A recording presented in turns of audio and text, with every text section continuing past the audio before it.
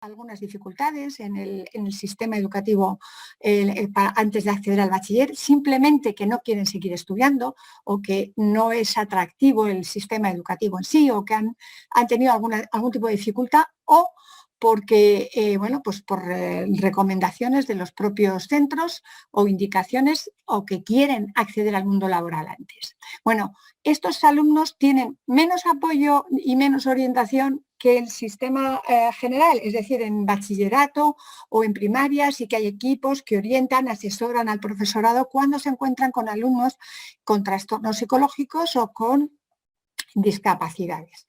Bueno, pues hacia esta población es hacia la que se dirige este proyecto. ¿Para qué? Pues porque en general el profesorado de formación profesional no tiene la misma formación pedagógica que los maestros o que los psicopedagogos o los psicólogos y se encuentran con una serie de problemas en una edad muy complicada como es la adolescencia para responder y tienen serias dificultades para responder a las demandas y a los problemas que esa persona puede presentar y además que llega un momento en que como también desconocen qué tienen delante, cuál es el problema y cómo pueden incluir más a estas personas, pues acaba siendo un elemento más de exclusión. Hay que pensar que entre el 5 y el 10% de las enfermedades son trastornos psicológicos y en esas es una de las causas que a largo plazo señala la Unión Europea como una causa de discapacidad y de baja por enfermedad en toda Europa. Y ahí empezamos con un grupo de población que ya tiene algunas dificultades que aparecen de forma común en este tramo de edad de la adolescencia, como puede ser la depresión, los trastornos de ansiedad, la anorexia, la bulimia, etc. O el trastorno por déficit de atención e hiperactividad o por estrés postraumático o por otra serie de razones. Todos estos problemas generan cambios comportamentales, actitudinales y de competencia en el aula, como pueden ser problemas de memoria, apatía, irritabilidad, pensamiento confuso. Tienen una serie de preocupaciones y de actitudes que dificultan la propia actividad académica y para las que pues un profesor que venga o pensar, yo que sé, en peluquería o en el módulo profesional de automoción o en cualquier otro módulo específico, los profesionales que lo van a atender no han tenido formación para responder o para entender que no se está cuestionando al profesor en sí, sino que son comportamientos específicos que obedecen a trastornos psicológicos y esas son las secuelas que dejan en el aula. Entonces, como meta del proyecto, pues es ofrecer apoyo en esa formación. No se trata de hacerles psicólogos ni terapeutas, sino de capacitarles para comprender que hay una serie de alteraciones psicológicas que provocan a su vez trastornos de comportamiento y de aprendizaje y para ayudarles a tener una serie de habilidades que les permitan actuar con las personas con esos trastornos psicológicos y que además también este trabajo potencia estrategias específicas en cada uno de los problemas para responder y para tener actitudes adecuadas y las herramientas o métodos que permitan que el alumno siga aprendiendo y que los métodos y sus necesidades mejoren en el proceso formativo. Y bueno, pues el impacto básico pues va a ser siempre evitar situaciones que van a provocar tanto impotencia como frustración en el profesorado, como mayores dificultades en los alumnos. Y procurar en lo que son las estrategias metodológicas y didácticas que se utilicen con esta población, eliminar factores que sabemos que van a ser contraproducentes para la adquisición de los aprendizajes de este grupo de alumnos. Y por otra parte, hay una reivindicación de que esta etapa y de este grupo de alumnos necesita apoyo y un conocimiento mayor que permita mejorar la respuesta del sistema educativo a su formación. Para ello, ¿qué es lo que tiene como trabajo específico este proyecto? pues se ha creado un manual específico para formadores de formación profesional en el que se explica las características comportamentales, los trastornos psicológicos y las consecuencias que tiene en el aprendizaje este tipo de problemas, al tiempo que se manda enlaces a páginas web, con vídeos explicativos, con enlaces con sociedades, con experiencias que permiten entender que no son raros y que hay formas de trabajar. El número 2, el objetivo número 2 de producto intelectual era también un manual con específicas, o sea, estrategias muy concretas, específicas para saber responder a situaciones puntuales en el aula que generan pues estrés o que les hace sentirse incompetentes en su actividad como docentes. Y la tercera y última idea sobre producto intelectual es generar una guía de recomendaciones para mejorar la formación profesional y para dirigir a todos los responsables políticos, académicos, que puedan mejorar la situación con la que se encuentran estas personas.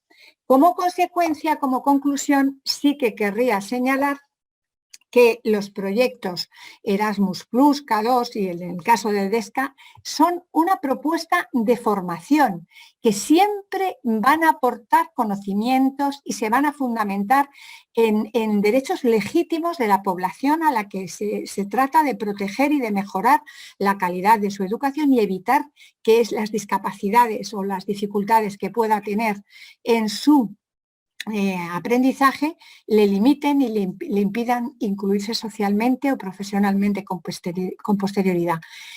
Se generan estos materiales en formatos accesibles, gratuitos, para familiares, para personas con discapacidad y para alumnos y profesionales. Y obviamente esto supone una mirada nueva para aquellos profesionales que nunca sabían lo que puede suponer pues, un déficit de atención por hiperactividad en el que muchas veces los profesores se ven cuestionados porque el alumno no responde o no le hace caso y a veces dicen, mira, que no te quiera obedecer, no ha atendido tu orden o no ha entendido de qué le estás hablando. Entonces, las pautas para trabajar con este tipo de alumnos, así, que te mire, contacto ocular, tal, es decir, las referencias exactas de cómo solventar determinados problemas en el aula. Y por supuesto que entiendan que hay otras formas de comportarse, que hay otros problemas, que hay otro tipo de alumnos, que no todos son una imagen estándar del alumno que en ocasiones encuentra serias dificultades para obtener un beneficio de esa formación. Sin ningún género de dudas son enormemente beneficiosos para personas que tienen algún tipo de discapacidad o cuando hay trastornos psicológicos, incluyendo a la propia familia, que también se les ayuda a entender qué está pasando con su hijo, cómo pueden apoyarle en su casa en las tareas académicas y de qué manera se puede trabajar para que ni el alumno se frustre, ni se frustre el profesor, ni los padres, y que pueda alcanzar un nivel de desarrollo óptimo y que le permite incluirse en la sociedad. Y bueno, pues aquí tenemos algunas referencias de enlaces que se hacen sobre vídeos y recomendaciones para poder trabajar, pues yo que sé, en alguna de las páginas, no sé si se puede hacer directamente, pues se pone, aquí vemos la relación de alumnos que tienen el desarrollo de la ansiedad o de depresión o de cualquier otro problema que te marca pues qué características tienes, cómo se puede colaborar con ellos, ejemplos de trabajo, etcétera. Entonces, esta sería la idea de lo que es este proyecto. Y hasta aquí, no sé si me he pasado de tiempo, he ido muy rápido o no, pero era por intentar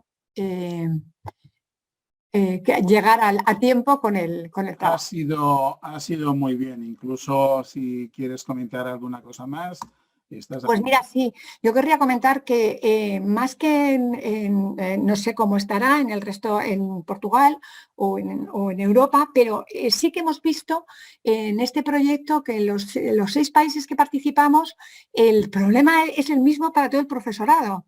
El problema es el desconocimiento de lo que son los patrones de desarrollo normal de un adolescente, de las características que puede tener de irritabilidad, que ya lo dan las crisis emocionales que se pueden tener. Fijaros todos los problemas que hay de imagen y cómo repercute. Pilar, Ahora, Pilar, sí, un inciso, por favor. Habla más despacio. Más despacio.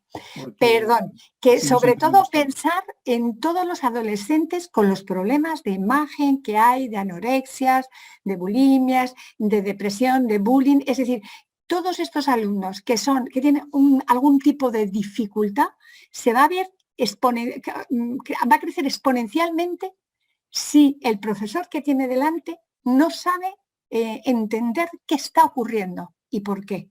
Y sobre todo, para el propio profesor es deprimente decir, pues lo debo estar haciendo muy mal o cada vez son peores los alumnos porque no llego, no me entienden, no me obedecen, se dedican al ordenador, no prestan atención. Es decir, todos esos aspectos se ven reflejados en esas pautas y en esas estrategias específicas para trabajar con un niño con problemas de aprendizaje, con un anoréxico, con una persona que tiene una dependencia de sustancias tóxicas, con los problemas de imagen. Pues cada capítulo hace referencia expresa a las estrategias didácticas, metodológicas y a los recursos online que pueden encontrar para resolver o por lo menos para orientarles en estos problemas. No sé si he hablado muy rápido. Muy bien, muy bien. Pues nada, agradecidos, Pilar.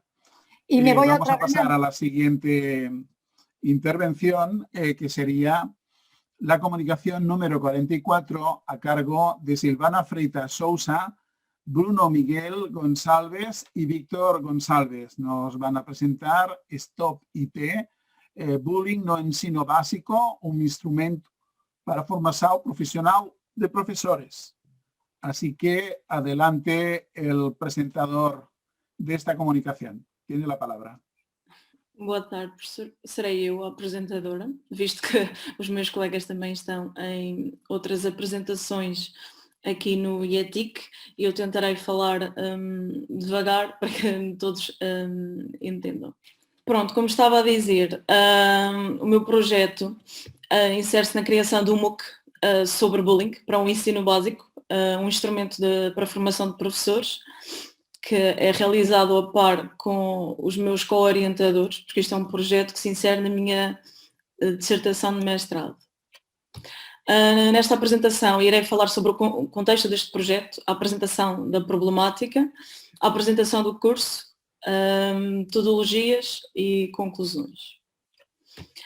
A ideia deste projeto advém da participação num programa de verão com ciência, que foi patrocinado pelo Instituto Politécnico de Bragança e da Fundação da Ciência e da Tecnologia, e o projeto consistiu então na criação de um MOOC sobre o bullying para professores do ensino básico.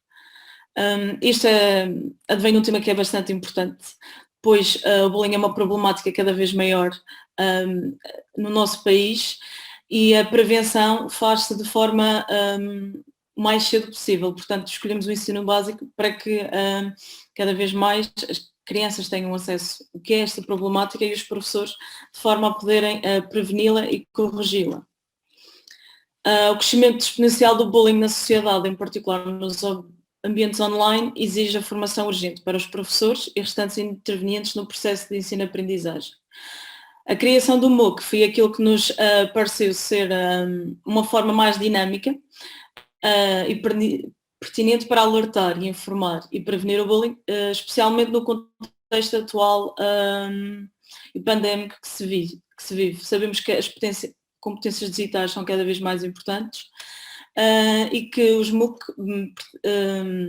de alguma forma consegue-se adicionar outros softwares e outros equipamentos que permitem também aumentar a literacia digital dos professores sobre o que são as competências digitais e sobre aquilo que é trabalhar em TIC, podendo adicionar isto a unidades curriculares que não têm só a ver com o ensino recorrente, mas com as problemáticas da sociedade, que é bastante importante. O bullying é uma forma de violência contínua que acontece entre colegas da mesma turma ou da mesma escola e que estes tenham alguma característica em comum. Terem a mesma idade, estudarem no mesmo sítio. Normalmente, sejam as vítimas e os agressores, têm sempre características que os unem por algum motivo. Dependente de vários autores, consideram-se agora cada vez mais vários tipos de bullying. Eu aqui menciono 5, mas há autores que têm 7, outros que têm 10. Varia muito da percepção e da globalização do tema e também do facto de se poder incluir uns dentro de outros. Consideramos assim o físico ou direto, que é a violência mais física, agressão, empurrões, ataques com armas brancas, digamos facas. Psicológico ou verbal, que significa ofender, arreliar, destratar a pessoa por algum motivo. O indireto, que tem mais a ver com o social, que é excluir as crianças dos grupos, tentar que elas não falem com certas e determinadas pessoas, excluir de alguma forma o social das crianças. O sexual, que é dos que têm vindo a crescer mais e que é problemático, que incita a obrigação de ter atos sexuais não permitidos e o envio de fotos, a exposição da nudez, entre outros. E o cyberbullying, que é feito de forma diferente, mas não deixa de ser bullying. O cyberbullying, então, é realizado através das tecnologias digitais e tem como intuito enfurecer ou envergonhar as vítimas e é identificado por espalhar informação falsa ou compartilhar fotos constrangedoras, nomeadamente nas plataformas sociais, cito redes sociais, que é o mais comum hoje em dia, enviar mensagens ou ameaças de forma a humilhar ou coagir através de plataformas, e-mails, sites, toda a comunicação síncrona e assíncrona, e fazer-se passar por outrem e também enviar mensagens caluniosas em seu nome. Então, o curso MOOC, sabemos que o MOOC é uma modalidade recente, digamos assim, do curso aberto através da internet, que visa oferecer oportunidades de ampliar os conhecimentos para um grande número de alunos. Normalmente, e o que era expectável é que estes cursos fossem gratuitos e abertos para muita gente. Já sabemos que principalmente os XMOOC, que são fornecidos pelas plataformas mais comerciais, há alguns que já são pagos, principalmente para obter certificação, mas o expectável é que eles sejam gratuitos e abertos. E é uma forma também de desenvolver a área do ensino à distância e progressões da educação aberta. Tipologias de MOOC. Identifico aqui o XMOOC e o CMOOC por serem os mais conhecidos, mas existem outros. O CMOOC é mais de uma perspectiva conectivista, onde esperamos que os alunos façam a sua própria criação do conhecimento, através da sua criatividade, autonomia e de uma aprendizagem social colaborativa. O XMOOC, como já referi, são os cursos mais correntes, fornecidos pelas várias plataformas de produção destes cursos, o Udemy, a Udacity, a edX, Coursera, e tem a ver com cursos mais fáceis, digamos assim, com maior divulgação de informação através de videoaulas e realização de tarefas e afins. Esta é a estrutura inicial do meu curso, foi feito na Udemy. Deixo o link para quem quiser se inscrever. O curso começou a ser feito, lá está, no programa Verão Consciência, e para a tese de mestrado já sofreu algumas alterações e modificações no sentido de melhorar a oferta formativa para os professores que temos aqui. Esta é a página onde aparece a estrutura do curso. O curso tem 10 secções e aqui aborda o que é o bullying, as tipologias, quem são as vítimas, quem são os agressores, onde e como se pode denunciar, as técnicas para lidar com os sentimentos de cada um deles, informação para professores e para pais, porque os pais também precisam de ajuda para lidar com este tipo de problemática.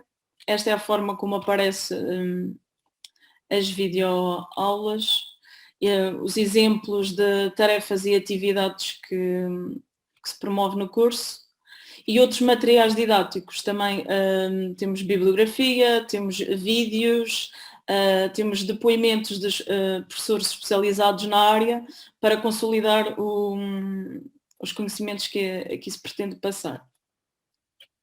A metodologia para este trabalho consiste essencialmente num estudo de caso, que é o MOOC, e que tem como 3 investigações base que forma este tipo de formação contribui para a formação de professores, que características podemos acrescentar no sentido de melhorar e inovar a estrutura do MOOC no ensino e conseguirá este curso contribuir para a mudança de paradigma do ensino do bullying nas escolas. Estas são as questões de investigação. Para responder a estas perguntas, contamos com uma abordagem mista. A abordagem qualitativa refere-se à revisão sistemática da literatura, que será feita com a ajuda do Parsifal, e já explicarei que ferramenta é esta, e a abordagem quantitativa consubstancia-se na avaliação do curso MOOC através de um questionário. O Parsifal é uma ferramenta que ajuda a fazer as revisões sistemáticas da literatura. Ela ajuda durante todo o processo a lembrar o que é importante a revisão ter, através de conseguirmos preencher os objetivos, o PICOC, questões de investigação, fontes e etc. Ela aglomera todos os artigos e todos os documentos que aqui adicionarmos e permite fazer todas as fases da triagem da informação até termos a elegibilidade dos artigos que serão usados no final para a revisão, e isso torna o processo mais simples e coeso. O questionário é um questionário baseado já num questionário certificado pela DGE, que será apresentado aos professores do ensino básico numa ACD que pretendemos promover agora em março, que é para a exposição do curso e consequente avaliação. A divisão do questionário será feita com base nas dimensões pessoais, nos dados profissionais, na organização dos conteúdos do curso MOOC, ou seja, como o curso está estruturado, quais são as funcionalidades e as percepções. A parte estrutural avalia a interação e a comunicação do curso, a parte funcional avalia exatamente todas as funcionalidades que ele tem, desde download das aulas, a certificação, as legendas e outras componentes que se pode adicionar, e as percepções têm a ver com a acessibilidade do curso e a clareza da linguagem utilizada. E outra dimensão será a avaliação do mesmo. Como conclusões, o que se espera deste trabalho é que as competências digitais usadas neste tipo de ambiente formativo sejam associadas à necessidade de desenvolver estratégias no ensino para as temáticas que vão, como já tinha referido, para além das unidades curriculares normais. O que se espera é que haja um aumento das competências de literacia psicológica, social e informática, através da exploração das competências dos professores. Aqui, de um modo geral, o que se pretende como que contribui para a literacia dos docentes nesta área, nomeadamente através da disponibilização de todos os conteúdos dados no MOOC e não só. Aqui o que se pretende é aliar o social ao digital e que cada vez mais os professores tenham acesso a outro tipo de formação que lhes permita não só aumentar os seus conhecimentos, mas também a sua valência para outras áreas que são cada vez mais uma problemática e muitas vezes têm dificuldades em saber como agir e o que fazer. Estas são as referências utilizadas para a apresentação. E é só. Obrigada. Gracias, Silvana. Una presentación muy interesante. No sé si alguno de los participantes quiere hacer alguna pregunta para Silvana a raíz de esta presentación. Yo sí quisiera preguntarte, Silvana, el tema del certificado del curso, a las personas que lo sigan y lo superen, ¿se les entrega un certificado gratuito por haber superado el curso o no hay certificado o el certificado es de pago? El curso es gratuito, entonces la Udemy tiene millones modelos de certificado. tú recibes el certificado de participación como el concluiste el curso. Es válido, pero no es igual al certificado de un curso que es pago. Es dos tipos de certificación diferentes, pero es lo que está acoplado al facto de curso ser gratuito. Pero no final sí tienes el certificado como has participado y concluido todas las etapas del curso. Muy bien. Gracias por la aclaración, porque está claro que esto es algo que también va a evolucionar dentro de muy poco tiempo y los MOOCs es probable que se conviertan en una especie de enseñanza oficial, que de hecho ya lo son, en cuanto a que se descuentan créditos de asignaturas troncales de la carrera si sigues determinados MOOCs que recomiendan las universidades. Sí, es verdad. Muy bien, pues adelante entonces con la siguiente presentación. Nos vamos a la número 49. Es Paulo Matos y Rafael Oliveira, que nos presentan Arquitectura para partirlo de recursos de vídeo proyectado.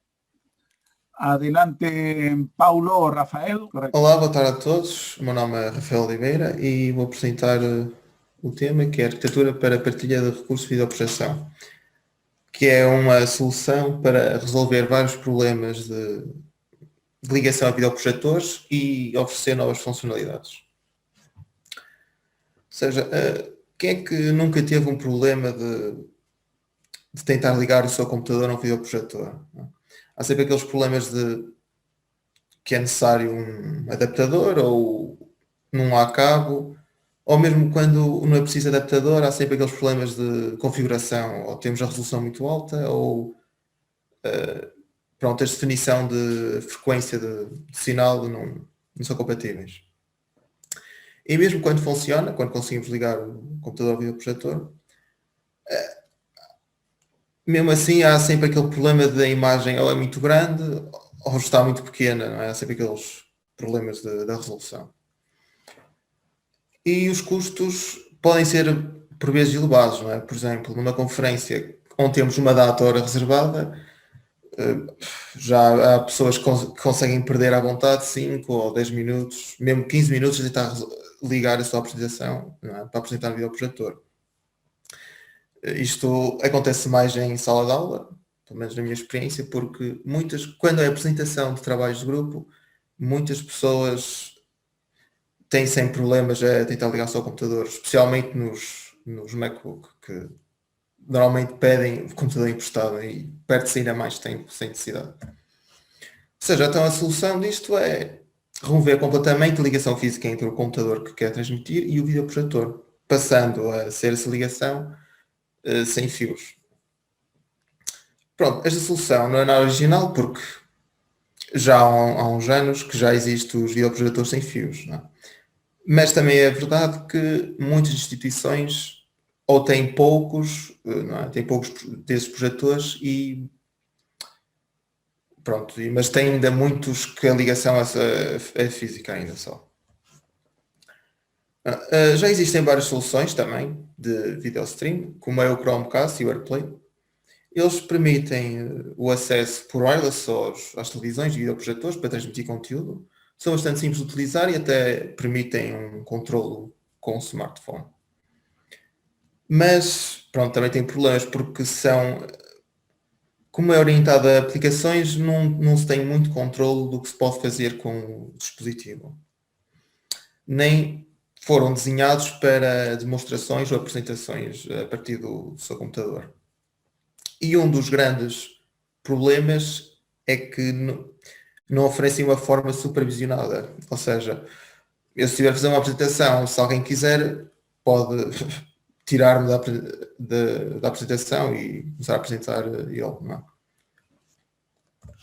Pronto, portanto, a ideia é colocar um mini computador, um mini PC de baixo custo, tipo um Raspberry Pi, acoplado ao videoprojetor, que vai estar fisicamente ligado através do HDMI ou VGA, pronto, dependendo do videoprojetor, não é?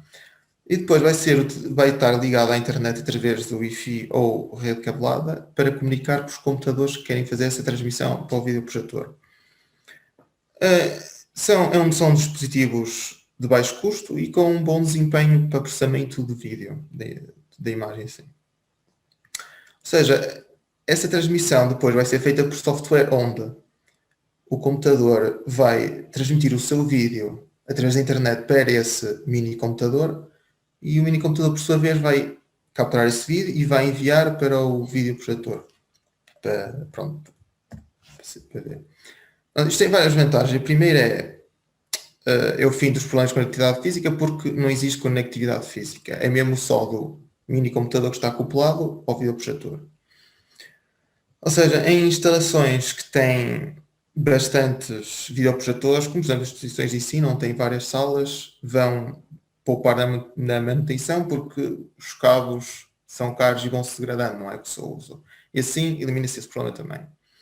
E também é o fim do problema das configurações, porque o software é que vai gerir isso tudo pelo utilizador. Não é preciso mudar resoluções, não é preciso alterar a taxa de atualização de vídeo, não é preciso nada. Pronto, isto é uma ideia com enorme potencial, porque ela não é só para eliminar este problema, mas também para oferecer um ambiente supervisionado, que é uma funcionalidade que as outras soluções que apresentei há bocado não tinham. Por exemplo, o sistema tem duas entidades, que é uma que é o coordenador, o coordinator, que é quem controla a sessão. E os issuers, que são as pessoas que estão prontas para transmitir o seu computador para o videoprojetor.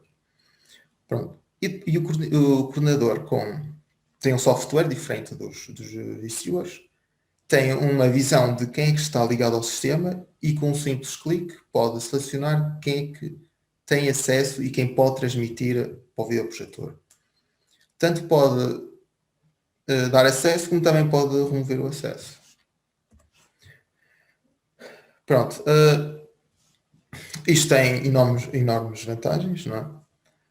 Porque cria-se novos paradigmas de trabalho e tanto de ensino, não é? Por exemplo, numa sala de aula, um aluno que queira partilhar alguma dúvida ou alguma ideia, não é muito prático esse aluno pegar no seu computador e ter que se deslocar à mesa da frente, que normalmente é onde estão os cabos do videoprojetor, e apresentar.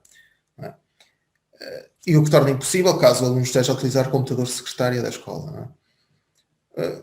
Portanto, com esta solução, com apenas um segundo, o aluno consegue transmitir o seu conteúdo ou a sua dúvida, seja o que for, para o videoprojetor, e assim todos os outros participantes, são os colegas e o professor, conseguem ver, e ajudar, e torna-se uma aprendizagem muito mais dinâmica. E pronto. Porque se não fosse assim, acho que ia ser impossível, já nem ia pôr a sua dúvida. Por exemplo, também em reuniões, onde estão, por exemplo, a resolver um problema, também se torna muito mais prático, cada participante ter a facilidade de transmitir algo que encontrou, aos restantes. Porque o tempo que demora em se levantar e ligar o computador, apresentar, desligar o computador e voltar a sentar, é tempo desnecessário que se perde. Uma nota só que a privacidade assegurada, ou seja, mesmo que o coordenador diga um issuer para transmitir, o issuer primeiro tem que aceitar essa requisição, porque senão é uma grande falha de privacidade. Outra vantagem também é que o coordenador não precisa do computador para fazer esta gestão da sessão. Ele pode utilizar o seu telemóvel, ou seja, assim não precisa de estar a andar com o computador de um lado para o outro, caso esteja a movimentar-se pela sala. Que aumenta ainda muito mais a dinâmica. E também só de acrescentar que, apesar dos videoprojetores sem fio não terem a ligação física, e eles também não têm esta capacidade de gerir a sessão. Ou seja, mesmo assim é uma mais-valia para esses videoprojetores. E uma vantagem que é muito importante, que é a inexistência de configurações. Ou seja, eu consigo ir para uma sala de aula e eu consigo ligar-me automaticamente ao sistema dessa sala sem ter que configurar rigorosamente nada. Não tenho que iniciar sessão, nem tenho que escolher a sala. O software faz automaticamente essas configurações. Ou seja, mesmo que vá para outra sala, outra vez, não preciso fazer nada. Mesmo que também vá para outra instituição, para uma sala de uma instituição, também não tem que configurar nada. É parecido ao Edurom, não é? Que basta fazer login uma vez e funciona em todas as instituições do país, desde que tenham essa solução. Pronto, para concluir, a solução elimina os problemas de conectividade física, não é? E configuração. Elimina, pronto, os cabos, não é? Oferece uma solução fiável e consistente. Já foi testado e, por acaso, comporta-se bem. Cria condições, não é? E novas formas de ensino e trabalho, ou mesmo, pronto, lazer, não é? Como trabalho futuro, é sobre o Edurom dos videoprojetores, que é tentarmos mover para essa solução, para funcionar em qualquer instituição. Y es todo. Obrigado. Muchas gracias, Rafael. Es una comunicación muy interesante porque, claro, pues se está planteando un tema que puede representar una buena inversión que nos ahorramos en centros, sobre todo en centros grandes, ¿no? No se pueden estar cambiando los proyectores cada 2x3, o sea que es una solución que me parece muy interesante. La pregunta es, ¿habéis hecho patente o tenéis intención de patentar este desarrollo? Sí, ya está patente. Ya está patente, patentado. sí. Muy bien. Pues, ¿alguien tiene alguna pregunta que realizar para esta intervención? Bien, pues pasamos entonces a la siguiente intervención, que sería la número 50, a cargo de Manuel Braz y César Anjoao Ribeiro. Desafíos na implementación de TIC na aulas de vibrações e ruido. Así que si hay algún presentador, Sí, Manuel, pues adelante, tienes la palabra. Gracias, Paco. Yo voy a mantener mi vídeo apagado porque tengo problemas de conexión.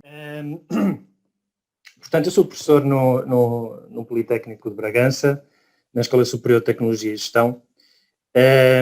E quando começou esta crise pandémica, surgiram alguns problemas, alguns desafios na implementação de aulas, não só de vibrações de ruído, estou aqui a trazer este exemplo, mas em todas as aulas. Mas sobretudo aquelas que exigem ou que os alunos trabalhem em grupo ou que trabalhem com equipamentos, sejam equipamentos comerciais na sala de aula ou sejam equipamentos laboratoriais. Isto traz um desafio porque tipicamente as aulas são no modelo clássico. O professor apresenta a parte teórica, os conceitos teóricos, há trabalhos, exercícios, e depois pode haver os tais trabalhos de grupo e então as tais ou aplicações laboratoriais ou o manuseamento de equipamentos. E, portanto, eu vou trazer aqui a minha experiência e quais foram os problemas que foram encontrados durante este período de pandemia e como é que nós ultrapassamos, ou pelo menos como é que eu ultrapassei estes problemas para partilhar esta experiência com os colegas. Bom, a disciplina de Unidade Curricular de Vibrações e Ruído faz parte do mestrado em Engenharia Industrial. Este curso tem dois ramos, tem o ramo de Mecânica, onde está incluída esta unidade curricular, esta disciplina, e tem o ramo de Eletrotecnia. Ela é lecionada no primeiro semestre do primeiro ano e as aulas são teórico-práticas, 4 horas por semana. A temática que aborda é essencialmente aquilo que está no título da unidade curricular, são vibrações mecânicas e ruído, a parte da acústica, os conceitos fundamentais que depois dão origem, então, a uma análise acústica. A avaliação é tradicional e, neste caso, funciona com trabalhos que os alunos desenvolvem em grupo. Estes grupos são constituídos por 2 elementos, excepcionalmente por 3. O problema é que, quando surgiu o confinamento e as restrições devido à crise pandémica, foi necessário ter distanciamento social nas salas de aula, não é? Também. Depois havia a questão das aulas não presenciais, ou a possibilidade das aulas não presenciais, e a limitação de utilização de equipamentos, porque ir para um laboratório, trabalhar com os equipamentos com 40 alunos, não se garante o distanciamento social, e depois há o problema, mesmo em sala de aula, quando os alunos estão a trabalhar com equipamentos comerciais, por exemplo, equipamentos portáteis, o problema também é a desinfecção desses equipamentos, porque ele vai passar de mão em mão, não é? Portanto, temos ali um problema. Quais são os desafios, ou quais foram os desafios? Bom, o primeiro desafio é o distanciamento social. Com o distanciamento social, pelo menos na nossa escola, o que aconteceu foi que o número de alunos que pode estar nas salas de aula foi reduzido para 50%, ou seja, a capacidade das salas de aula foi reduzida em 50%, o que significa que só estavam metade dos alunos que aquela sala pode acomodar. Os outros alunos têm que estar em regime online, ou seja, não presencial, online. Isto trouxe também dificuldades de comunicação, porque com a máscara e alunos estão muito distribuídos na sala de aula, e quando a sala é muito grande, faz com que o professor tenha que falar muito alto e colocar a voz a um nível que ao fim de meia hora, 45 minutos, uma hora, já tem alguma dificuldade em se fazer ouvir no fundo da sala. Estas aulas são tipicamente de 2 horas e, portanto, ao fim de 2 horas, e se tiver outra aula a seguir com outros alunos, é evidente que isto traz alguma dificuldade de comunicação. Por outro lado, os alunos também, quando colocam questões e com a máscara e estarem afastados, também dificulta a comunicação. Ainda relacionado com a acústica, algumas das salas têm um tempo de reverberação muito elevado, então o que faz com que, se estiverem muito afastados, o docente e o aluno, com a reflexão das ondas sonoras, seja às vezes difícil perceber aquilo que o aluno quer dizer e, portanto, o docente tem que se aproximar mais do aluno, o que, como é evidente, neste contexto de distanciamento social não é ótimo, não é uma solução ótima. Depois, a utilização, então, das tecnologias de TIC, não é? Há uma dificuldade de implementação para os alunos na sala de aula e há uma necessidade de adaptação dos conteúdos, não é? Tipicamente, por exemplo, quando estamos a trabalhar com exercícios que são resolvidos ou são tratados no computador, através de software, por exemplo, muitas vezes o que acontecia, eu vou falar nisto mais à frente, mas o que acontecia é que os alunos tinham dúvidas. E para solucionar esse problema, como eles estão a utilizar esse software no computador pessoal, o docente tinha que se aproximar do computador para lhe indicar o que é que tinha que fazer. E isso criou um problema, não é? Portanto, o problema era o docente não se deve deslocar ou não deve estar muito próximo do aluno, nem deve tocar no computador, de preferência não deve tocar no computador. Portanto, este é outro dos desafios que nós vimos e que está relacionado depois com a utilização então destas ferramentas, que já vou falar mais à frente. Depois está a questão do manuseamento de equipamentos. Portanto, nós temos equipamentos, mas estamos num período de pandemia, não é? Há restrições, temos que desinfetar os equipamentos quando passa de aluno para aluno, temos que chegar perto dos alunos e depois temos ainda a impossibilidade de fazer trabalhos em grupo, sobretudo quando estão a trabalhar com estes equipamentos. Porque os alunos, quando estão a trabalhar em grupo, a tendência é juntarem-se, enfim, trocarem, haver mais contacto e isso, seja em sala de aula, seja fora, mas neste caso estamos a falar agora em sala de aula, não é a situação ideal. O público-alvo à amostra, neste caso, esta unidade curricular tem mais ou menos 40 alunos, isto varia, são nacionais e internacionais. Nos internacionais há alunos brasileiros, ou seja, alunos que falam português, brasileiros, dos PALOP, ou seja, dos países africanos de língua oficial portuguesa, alunos espanhóis, mas também há alunos que não falam português, nem espanhol, e falam inglês e, portanto, é necessário também lidar com essa situação da língua, não é? As idades variam entre os 21 e 30, isto às vezes temos alunos mais próximos dos 21, 25, outras vezes temos alunos até com 40 anos, depende, mas andará por aí entre os 21 e 30. Temos poucos alunos ou alunas e muitos alunos, não é? Portanto, 10% são do sexo feminino e 90% essencialmente são do sexo masculino, que mostra uma predominância neste tipo de aulas, neste tipo de matérias, pelo menos, para o sexo masculino. As aulas são teórico-práticas. A ideia original, o modelo inicial, são 100% dos alunos em regime presencial, portanto estão todos na sala de aula. Como já referi, as salas têm uma limitação agora de ocupação e então 50% estariam na sala de aula, 50% estariam ao mesmo tempo em regime não presencial online, ou seja, através do Zoom estariam a acompanhar a aula. Sempre que fosse possível, por exemplo, quando fecha a instituição, porque há necessidade de confinamento, então os alunos teriam que passar, 100% dos alunos, a um regime não presencial. Este é um modelo alternativo devido ao Covid. Depois há regras que a própria instituição, que o próprio IPB e a própria escola define para o funcionamento das aulas não presenciais. A parte teórica tem uma forte componente matemática, nós já vamos ver aqui à frente um slide, não tem interesse, só para dizer o seguinte, é que a parte matemática é completada, não só com os exercícios de aplicação, que está aí no ponto 2, mas sobretudo depois com o software e com a utilização dos equipamentos, ou seja, para além dos conceitos matemáticos, os alunos depois têm a possibilidade de consolidar todos esses conceitos do ponto de vista físico, quando trabalham com a simulação numérica ou quando trabalham com os equipamentos, porque veem que essas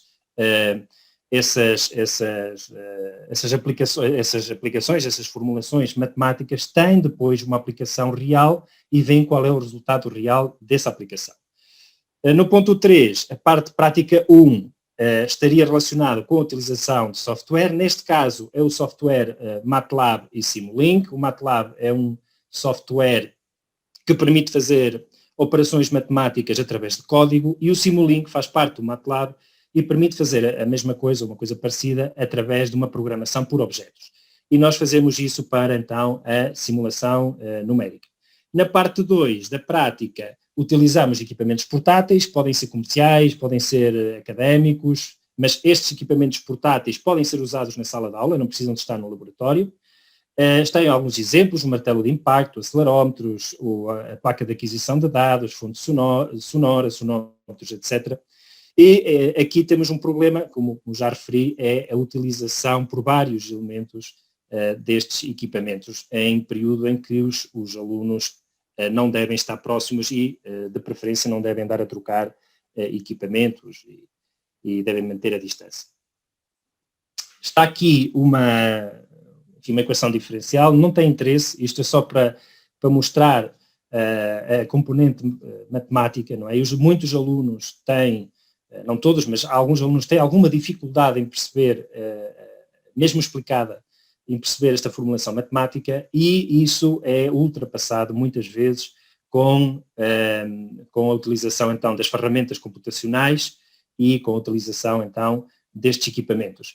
Porque o aluno consegue perceber que um determinado termo, uma determinada expressão corresponde ou tem uma relação direta com um efeito físico que depois conseguem ver no computador ou conseguem ver no equipamento. O que é que nós fazemos? Utilizamos, isto é uma janela genérica do Simulink, portanto do módulo de programação por objetos do MATLAB. Usamos, então, estas ferramentas para introduzir aquelas formulações. Eles já as têm, portanto, o software já introduz estas formulações, já tem a formulação, e nós o que fazemos é dar exemplos aos alunos e os alunos vão trabalhando com estas ferramentas para verem a aplicação real daquelas equações matemáticas que são bastante complexas. Depois temos os tais equipamentos. Estes equipamentos não são do nosso laboratório, nós temos exatamente estes equipamentos, são idênticos, são imagens genéricas da internet. Eu não coloquei aqui os nossos porque, entretanto, como a escola está fechada, E eu, para não ir ao laboratório tirar fotografias aos equipamentos, decidi que são iguais, portanto decidi colocar aqui estas imagens, são genéricas, mas nós temos exatamente os mesmos equipamentos. Em baixo, do lado direito, temos o software que depois os alunos usam para, depois de obterem os dados, tratarem os dados e manipularem os dados nas aulas mais práticas da parte 2, então, do manuseamento.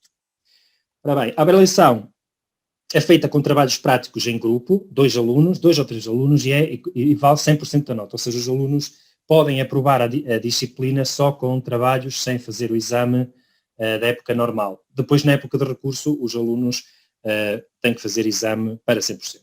Então, quais são os problemas e os desafios que eu encontrei quando tive que adaptar estas aulas? Em primeiro lugar está o distanciamento social. Portanto, como é que se faz em grupos, não é? Porque reparem que a avaliação é feita em grupo, como é que se faz em grupos com distanciamento social? Esse é o primeiro problema.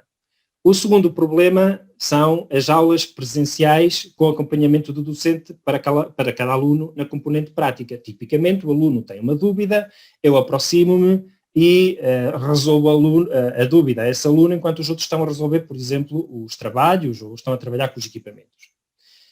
O terceiro problema ou desafio são as aulas com software fora da sala de aula. E já vamos ver porquê. E depois o manuseamento dos equipamentos nas aulas presenciais. Portanto, se há distanciamento, se não se pode trocar equipamentos propriamente sem os desinfetar, etc. E para reduzir o risco de contágio, os alunos não devem estar a trabalhar com estes equipamentos. Portanto, estes são os problemas que eu encontrei e como é que ultrapassei e como é que as tecnologias de informação e comunicação vieram ajudar na resolução destes problemas. Bom, em primeiro lugar, como é que se fazem grupos com distanciamento social? Então, se esta unidade curricular, esta disciplina, exige que os alunos trabalhem em grupo, não é? Porque tipicamente é assim que funciona, como é que nós podemos fazer isto? Bom, a primeira seria eliminar a possibilidade de trabalho em grupo. É evidente, trabalhavam todos em separado, e, portanto, cada um fazia o seu trabalho, era individual, e essa era uma solução. Só que não é isso que se pretende. O que se pretende é que os alunos troquem informação entre eles, partilhem ideias, aprendam também a trabalhar em grupo, porque é isso que vão fazer no mercado de trabalho, e esta hipótese, embora possível, não entendo que não é uma possibilidade para esta unidade curricular. Podemos definir tarefas diferenciadas e alternadas para cada aluno, ou seja, um aluno faz umas coisas, outro faz outras, em grupo, e depois trocam, mas sem, digamos, de forma a que não haja grande necessidade de contacto entre eles. É uma possibilidade também. Podemos pôr o grupo com trabalho online, mesmo nas aulas presenciais, e foi isso que se faz. O que é que se faz? Liga-se o Zoom, o aluno liga-se, todos os alunos se ligam por Zoom, neste caso é o Zoom, a plataforma é o Zoom, o docente está à frente com o computador e o aluno, mesmo estando na sala de aula, quando tem uma dúvida, põe essa dúvida no Zoom e o professor responde no Zoom. Ou seja, não tem a necessidade de se levantar, ir até ao local onde está o aluno e pode responder ao aluno em privado ou publicamente, como achar necessário, sem necessidade então de diminuir o distanciamento.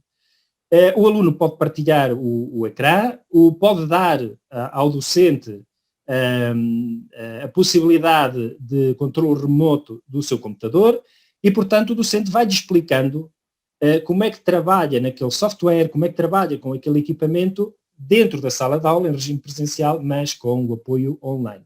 Esta foi a forma que eu encontrei, neste caso, pode ser uma coisa simples, pode ser uma coisa que toda a gente faça, mas foi a forma que eu encontrei de ultrapassar esta questão de garantir que não há aproximação dos alunos e do docente com os alunos, porque eles também, entre eles, partilham informação nas aulas presenciais com o trabalho online.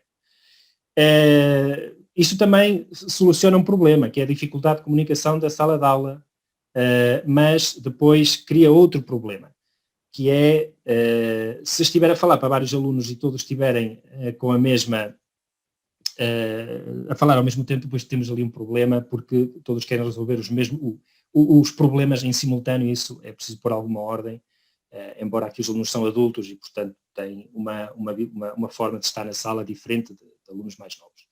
Os trabalhos podem ser apenas online, na componente não presencial das aulas. Só que isso cria um problema para o docente, porque o acompanhamento é muito mais difícil. Não é? Bom, a outra parte são as aulas presenciais com acompanhamento do docente para cada aluno na componente prática. Como é que vamos ultrapassar isto? Bom, é difícil ou quase impossível para manter o distanciamento social de alunos e docente. Não é? E aqui a utilização das tecnologias de informação e comunicação nas aulas presenciais, mesmo nas aulas presenciais, são extremamente importantes. Portanto, usar as plataformas Zoom, neste caso Zoom, estou a falar nessa porque é essa que nós usamos, e também a plataforma que nós temos no IPB, o virtual.ipb.pt, para ajudar os alunos nas aulas presenciais, de forma também a responder, como já disse, de forma independente e sem aproximação a cada um dos alunos.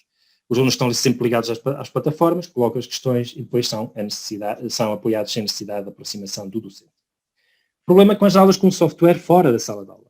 Bom, aqui o problema é que, primeiro, os alunos têm que ter, claro, acesso à internet, mas isso já parte do princípio que têm. O problema são as licenças. Nós temos softwares que só existem dentro do IPB. Bom, cria-se uma ligação VPN e podem ter acesso à licença. O problema é que depois o número de licenças muitas vezes está limitado. E nós, por essa razão, também trabalhamos em grupo. Os alunos, como as licenças são limitadas, os alunos estão sentados em frente a um computador, 2, 3 alunos, e esses alunos partilham aquela licença naquele computador. Portanto, essa é a grande dificuldade. Uma forma de ultrapassar isto quando estamos online é eu utilizar o software, apenas eu partilho aquilo que estou a fazer com o software com os alunos e o aluno vê aquilo que eu estou a fazer e caso tenha alguma dúvida ou algum aluno não entenda aquilo que eu fiz, eu volto atrás e vou repetir para os alunos. Qual é o problema? O problema é que assim os alunos são passivos, não interagem com os modelos numéricos, sou eu que estou a fazer tudo. Não é? Portanto, estou a fazer eu ao meu ritmo e como eu quero, embora com algumas nuances, porque os alunos têm dúvidas e eu vou adaptando isto aos alunos. Outra forma de ultrapassar isto é a utilização de software open source, ou seja, software com código aberto, mas esse software normalmente tem limitações na sua aplicação para determinados casos de estudo, neste caso das vibrações de ruído, não está preparado para esta unidade curricular. O manuseamento dos equipamentos nas aulas presenciais. O que é que nós fazemos? Para não usarem este equipamento, ou laboratorial ou comercial, ou, se quiserem, portátil, em sala de aula, o que nós fazemos é, alguns softwares têm equipamento que replica, alguns equipamentos têm software que replica o funcionamento do equipamento. Nesse caso é fácil, o que se faz é, usa-se esse software e os alunos trabalham no software como se estivessem a trabalhar no equipamento. O problema é que nem todos têm. Nem todos os equipamentos têm esse software. Depois também as licenças disponíveis. Normalmente estes softwares vêm com o equipamento, mas só têm uma licença disponível. E, portanto, temos um problema. Não é? Ou estou eu a mostrar a todos os alunos, que é isso normalmente que se faz, ou então marca-se horários separados para determinado número de alunos, de forma a segmentar as possíveis dúvidas que existem. Isto traz um problema que depois pode haver uma dúvida que até é do âmbito geral e repete-se várias vezes porque os alunos, cada grupo de aluno vai repetir exatamente a mesma dúvida e sobre isso uma vez estava explicado. Mais uma vez, os alunos são passivos, não trabalham com os equipamentos e essa é a grande dificuldade deste modelo ou desta forma de trabalhar. Conclusões. Bom, há a possibilidade de adaptação, como é evidente, há sempre, mas neste caso particular, que tem uma componente prática e laboratorial, ou se quiserem, de trabalho com equipamentos, é possível e consegue-se garantir a qualidade pedagógica e também a transmissão de conhecimento, não é? Associada a esta qualidade pedagógica. Portanto, isso foi visível, porquê? Porque nos trabalhos e nos exames que os alunos fizeram, sobretudo nos trabalhos, foi visível que depois os alunos conseguiram absorver o conhecimento e, portanto, não houve uma quebra significativa ou não houve mesmo quebra nas notas dos alunos relativamente aos anos anteriores. Os principais problemas foram ultrapassados sem prejudicar o normal funcionamento das aulas, decorreram, claro, houve algumas situações em que a ligação à internet estava fraca, estavam muitos alunos, em que o software não arrancava, enfim, mas foi ultrapassado. Os alunos, depois no fim, perguntei, não fiz o inquérito, mas a ideia é fazer o inquérito aos alunos, mas perguntei no fim o que é que eles achavam, qual era a opinião deles relativamente ao modelo, e eles mostraram interesse, estiveram motivados durante as aulas e não se sentiram prejudicados pelo facto das aulas terem sido substituídas por equivalentes ou com software ou à distância ou com modelos online presenciais.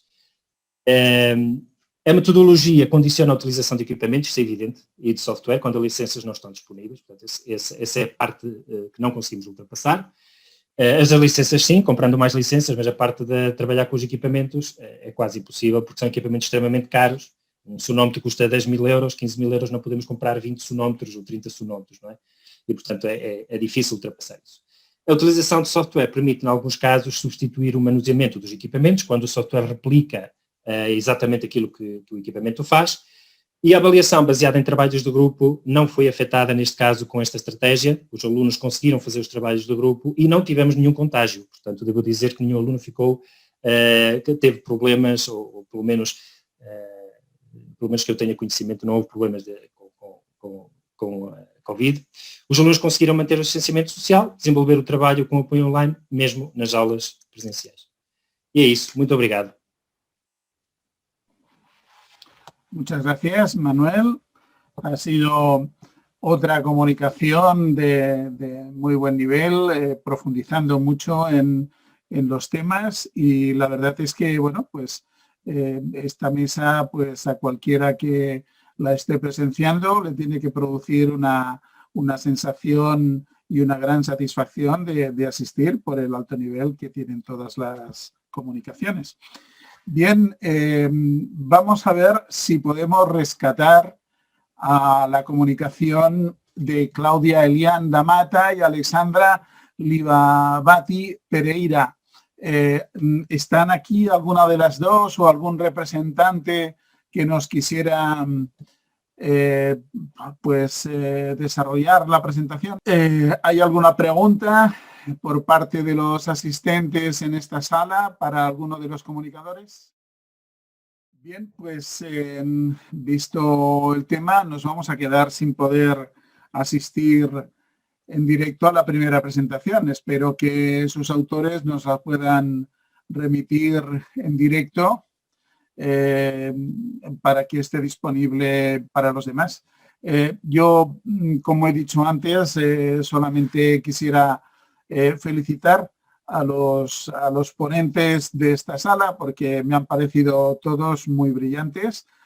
Creo que han hecho unas presentaciones rayando la perfección, además de gran calaje, presentaciones profundas, muy bien argumentadas, muy bien presentadas.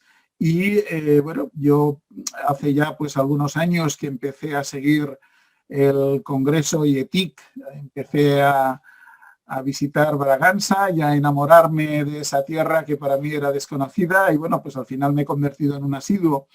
Y desde luego, cada vez que voy a IETIC o cada vez que me acerco por el IPB, pues observo con gran entusiasmo y con toda la sinceridad, pues que hay un nivel extraordinario en el IPB. O sea, todo el profesorado que he conocido, que voy conociendo, pues todos están a un gran nivel académico en todos los sentidos. O sea que para mí pues es una satisfacción, pero también es un orgullo haber podido presidir esta mesa. Sin más, si no hay ninguna pregunta, pues vamos a dar el cierre de esta sala provisionalmente. Luego empezaremos la siguiente sesión. Encantado de haber compartido este tiempo con todos ustedes. Muchas gracias.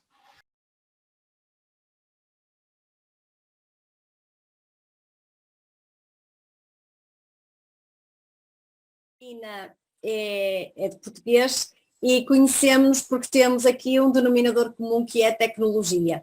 E, portanto, conhecemos na Universidade do Minho em Braga, depois passamos para Coimbra e nunca mais nos largamos. E, portanto, fazemos aqui um trabalho de parceria e neste momento estamos a trabalhar na parte, temos andado a fazer umas experiências, não é, Adelina, com os escape rooms e vamos começar então com a apresentação. Vamos, como é que digo, acelerar um bocadinho na nossa apresentação para termos depois tempo para a parte prática, não é? Eu vou então começar a fazer a partilha do ecrã. Portanto, peço desculpa que vou aqui só... queria só feedback, está bem, por favor, se estão, se vão... De momento estamos ainda a ver a sua imagem. Penso que já estarão agora... Sim, tem a Sim. apresentação PowerPoint, sim. Podes pôr em modo apresentação. Sim, eu vou só tirar este ecrã aqui, portanto, que me dá um certo jeito, e agora eu acho que está, não é? Que está... Ok, então, obrigada, Idalina. Como diz a colega Idalina, eu sou professora de português e francês. Sou professora numa escola secundária na cidade de Braga, na cidade dos Arcebispos, e desde 2018 que venho utilizando nas minhas práticas letivas este conceito de escape room, dedicado, portanto, à educação. Podes passar, Idalina, vai passando depois, eu vou-te dizendo e vais passando o... Pronto. Então, fazer um pouco a contextualização, eu vou ser rápida, que é porque a parte prática eu acho que é mais interessante e emocionante também, e por isso, como temos aqui este tempo a menos, vamos avançar. Portanto, o escape room é um conceito que já desde 2007 apareceu, mas como um produto comercial. Julgo que hoje não deve haver nenhuma cidade europeia ou cidade mundial, cidade capital, que não tenha, que não ofereça uma sala de escape room, portanto, em que as pessoas se reúnem em pequenos grupos, 4 ou 5 ou 6 pessoas por grupo, são fechadas num espaço, pode ser uma sala ou pode ser um outro espaço, e durante 60 minutos têm que resolver enigmas para poderem sair da sala. Este conceito acabou por chegar também por volta de 2015, pelo menos, quando se faz um levantamento dos escritos sobre o assunto, conseguimos encontrar, 2014, já conseguimos encontrar referências a este conceito. Começou a ser também começou a entrar nas escolas, nas práticas educativas de muitos professores, portanto os professores começaram a olhar para esta estratégia, para este tipo de jogo e trazê-lo também para a sala de aula. De facto, o escape room, se for bem elaborado e, portanto, pensado pensado para a educação e principalmente para conteúdos que às vezes os alunos não gostam muito ou conteúdos mais complexos.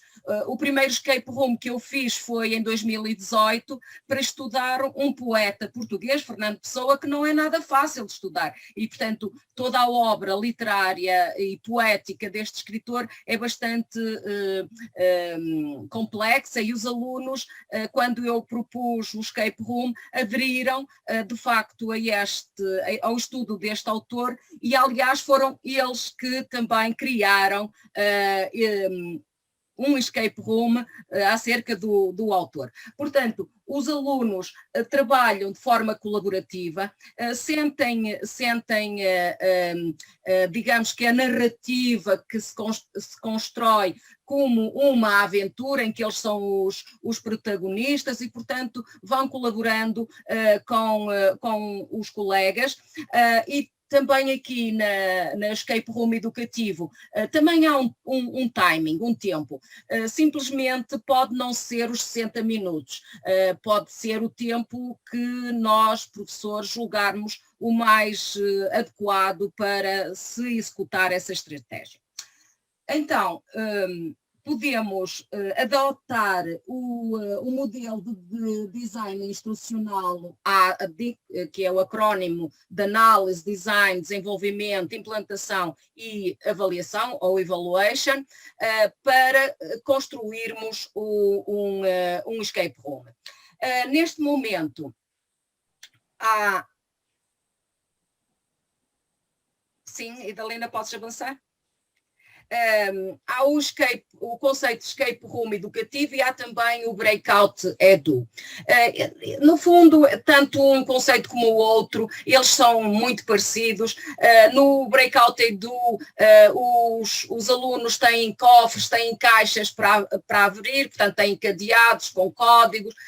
No escape room educativo, os alunos estão numa sala e têm que abrir a sala ou podem estar num espaço virtual, como é o caso do escape room que preparamos para esta sessão e que vos vamos convidar depois a fazer, pode ser, por exemplo, para abrir um cadeado digital. Mas o objetivo aqui é criar um ambiente de aula onde o aluno está imerso nos conteúdos educacionais e onde, juntamente com os seus colegas, contribui para encontrar as soluções dos enigmas. Vamos ver as etapas que é necessário terem em atenção quando criamos um escape room educativo.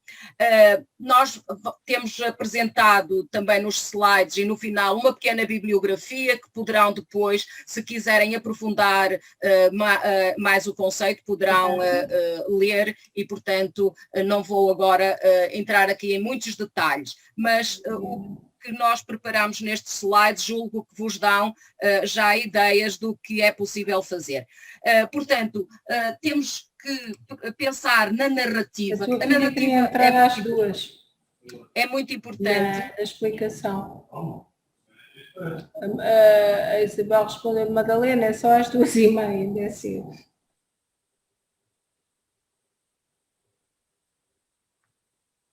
Posso continuar? Pode. Ok.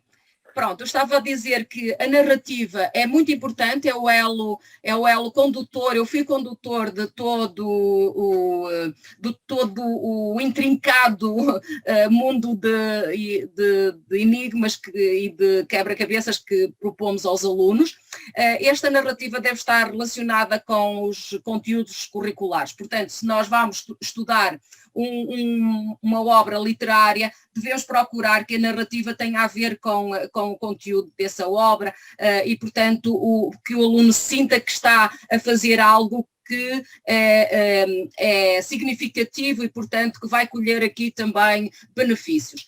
Depois, percebermos qual é o espaço em que queremos desenvolver o escape room, pode ser a sala de aula, pode ser a biblioteca, por exemplo, o escape room que a Idalina realizou não foi propriamente na sala de aula, portanto, foi noutro espaço, portanto, nós podemos indicar ou preparar os espaços que julgamos que sejam os mais adequados. Depois temos que criar uma introdução que desperte a curiosidade dos alunos e a narrativa já pode ser essa introdução e esse abrir a curiosidade dos alunos. Depois o desenho, com os desafios, os quebra-cabeças, as tarefas, as atividades, também devem ser desafiadoras, devem manter sempre o aluno naquele estado de flow, de fluxo, em que ele nem dá conta do tempo passar, e devem estar adequadas ao público-alvo, não é?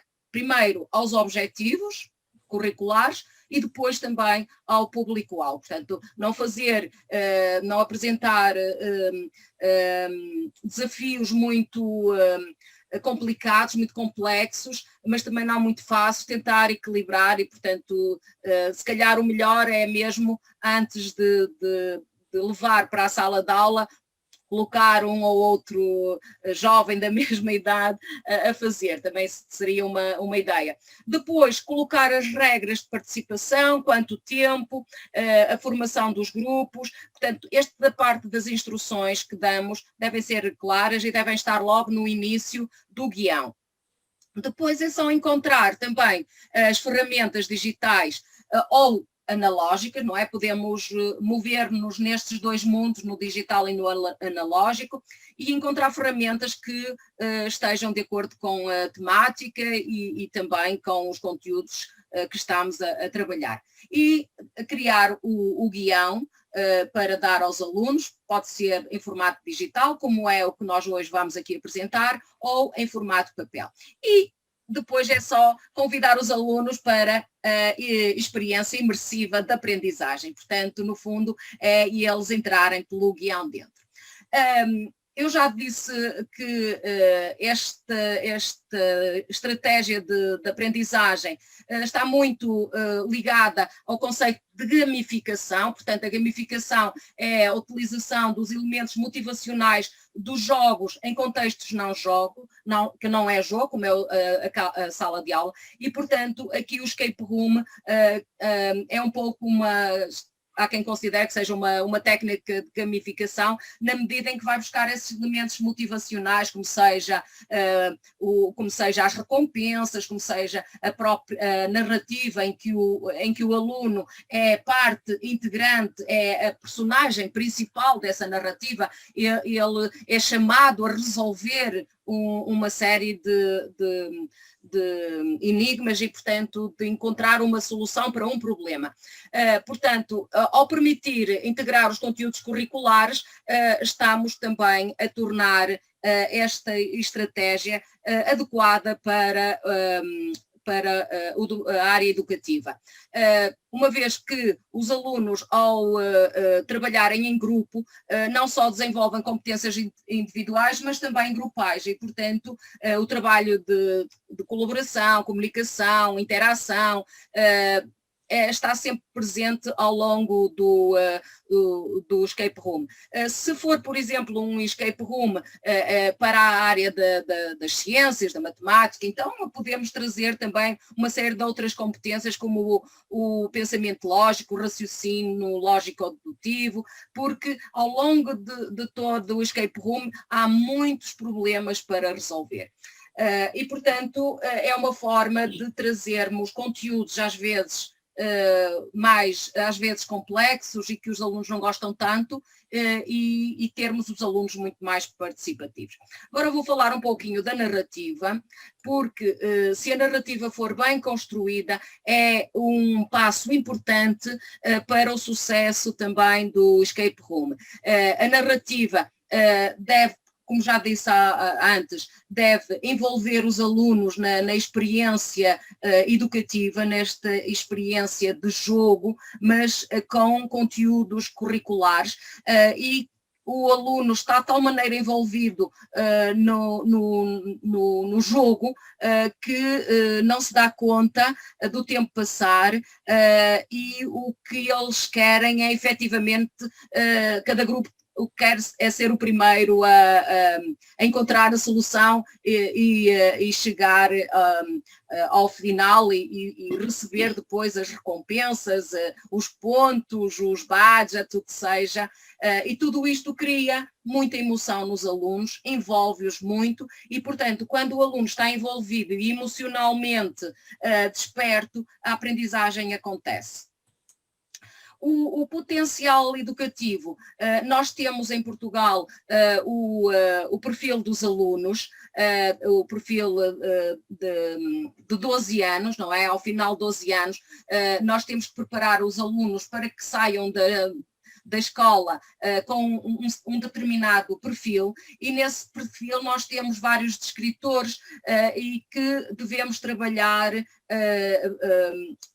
dentro das nossas atividades letivas este perfil. E então nós temos, por exemplo, a necessidade de tornar os nossos alunos mais autónomos, mais responsáveis, mais comunicativos, e, portanto, nós podemos, ao preparar um escape room, desenvolver e ajudar os alunos também a apurar e a desenvolver este perfil e, portanto, muitas das competências que são hoje tão importantes para o mundo do trabalho. Por isso, os desafios devem ser muito estimulantes, devem também ser direcionados para os conteúdos curriculares e, portanto, terem significado para os alunos. Podemos utilizar diversas ferramentas, aquelas que nós conhecemos e as que julgamos que são as mais importantes para os alunos. Vamos ver agora razões para fazer um escape room. A primeira é logo a motivação, motivar os alunos para a ação. Nós sabemos muito bem que hoje os nossos alunos são diferentes dos alunos que tínhamos, e eu que já comecei a dar aulas no século passado, são muito diferentes dos alunos daquele tempo. Porquê? Porque têm muitas outras motivações, têm muitos estímulos externos, e, portanto, quando chegam à nossa sala de aula, muitas vezes não se integram, ficam muito passivos, muito desinteressados. Então, se calhar, esta é uma razão importante. Depois, o querermos que os nossos alunos estejam aqueles 60 minutos de aula a contactar com os conteúdos curriculares, que não seja só depois espremido o tempo de aula, ficar só reduzido a 10 minutos. Não, queremos que haja o máximo possível de tempo dentro dos conteúdos. Também é importante porque ajuda a desenvolver a imaginação e a criatividade, e, portanto, são duas competências muito valorizadas no mundo do trabalho. Esta atividade está centrada no aluno, portanto o aluno é que é o rei, o aluno é que é o herói do escape room, e, portanto, ele ao longo do escape room vai vendo que está constantemente a ser chamado à ação. Por outro lado, ajuda a normalizar a integração da tecnologia. Nós, desde de março do ano passado, fomos todos obrigados a entrar num mundo digital que muitos não conhecíamos ou que não estávamos tão acostumados, e no fundo tivemos que nos adaptar, não é? E, portanto, neste momento a tecnologia está a normalizar-se relativamente à sua integração no mundo educativo. Pois também a questão da resolução de problemas, fomentar a coesão de grupo, uma vez que eles têm que trabalhar em grupo. Depois, colocar atividades que os leva a pensar e a desenvolver pensamento de ordem superior, não é? E depois há também uma forma de avaliação alternativa e formativa dos conteúdos. Vamos agora ver quais são os vários caminhos que nós podemos seguir quando estamos a estruturar um escape room. Temos aqui nesta imagem que podemos estruturar de várias maneiras. Podemos criar os desafios de uma maneira linear, em que o aluno, para conseguir resolver o desafio seguinte, tem que encontrar a chave do anterior, e, portanto, há aqui uma forma de os alunos conseguirem ir resolvendo os enigmas uns a seguir aos outros. Mas o objetivo é sempre o mesmo, que é ou sair da sala, ou encontrar um código para abrir um cadeado, ou encontrar a chave, etc. O segundo caminho é um caminho aberto. Digamos que os enigmas ou os quebra-cabeças não dependem uns dos outros, portanto cada um tem o seu objetivo, e não é necessário a resolução desse enigma para seguir para encontrar o seguinte. No multilinear, aqui é a combinação dos dois anteriores, não é? E, portanto, nós podemos combinar estas duas estruturas para os nossos escape rooms. E agora vou dar a palavra à colega Idalina, que vai falar um pouco das ferramentas. Ora bem, obrigada, Adelina. Eu vou acelerar um bocadinho, porque, dado o adiantado da hora, se assim não for, não conseguimos fazer a segunda parte do workshop, que é extremamente interessante. Portanto, aqui a questão é qual é a missão de tudo isto, e a missão é escapar da sala. Portanto, há sempre aqui subjacente a sala de fuga, não é? O escapar.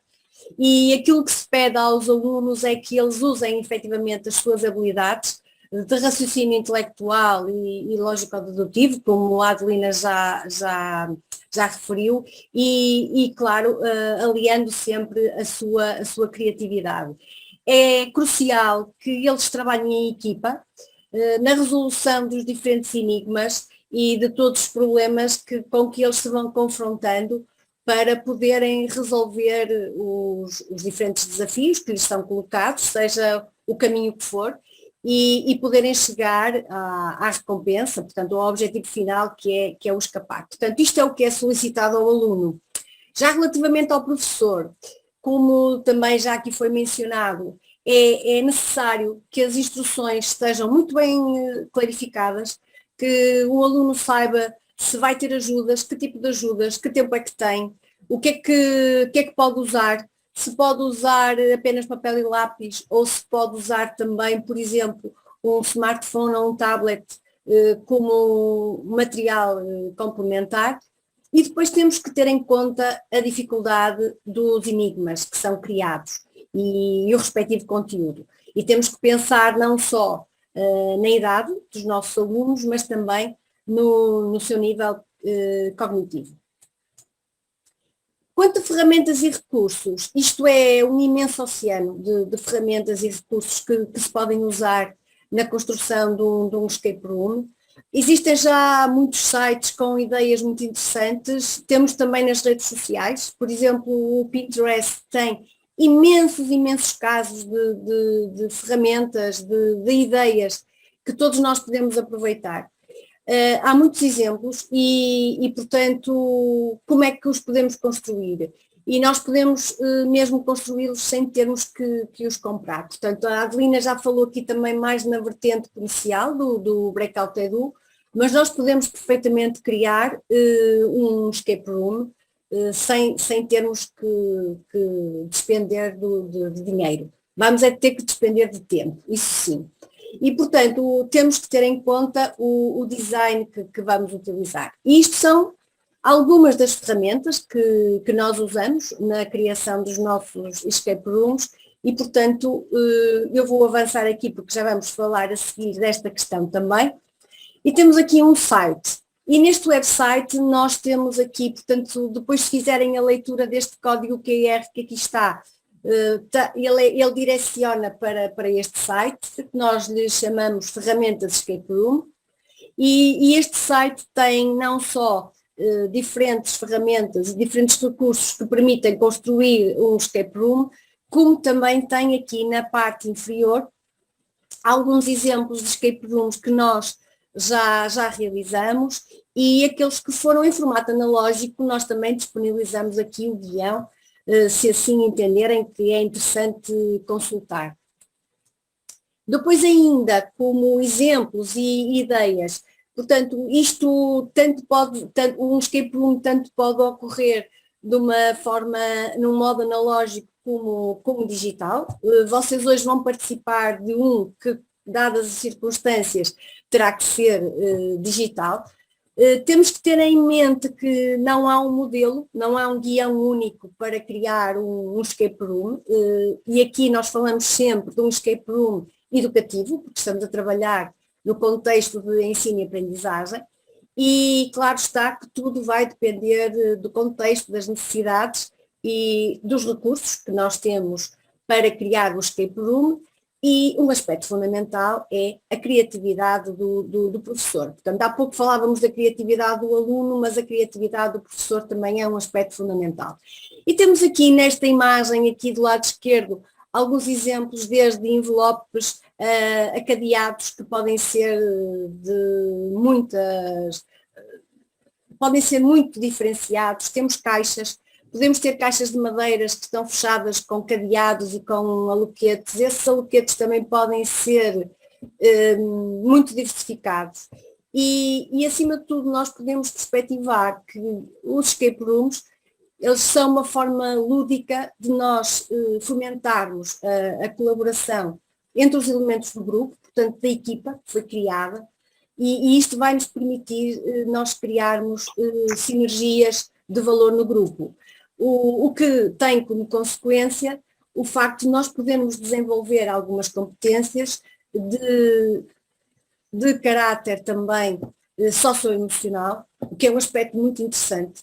E nós hoje em Portugal temos no ensino básico a disciplina de cidadania e desenvolvimento e às vezes não sabemos como aplicar. O escape room é um exemplo excelente em que nós podemos explorar e desenvolver nos nossos alunos muitas das competências que nos são solicitadas, e ele é sem dúvida uma forma muito criativa de nós incentivarmos que o aluno tenha determinadas aprendizagens, que ele faça determinadas aprendizagens, e ele vai ter que seguir regras associadas aos jogos. Portanto, há aqui a questão, como a Adelina falou, da gamificação, que está subjacente, desafios que são competitivos e portanto, há muitas formas diferentes, formas originais de nós podermos promover essas diferentes aprendizagens nos nossos alunos. O limite é a criatividade do professor. O professor pode inclusivamente criar um escape room, como nós já vamos ver a seguir, em que faz um trabalho de parceria com outros colegas que lecionam outras disciplinas, não necessariamente apenas a sua. Já falamos do caminho, do design do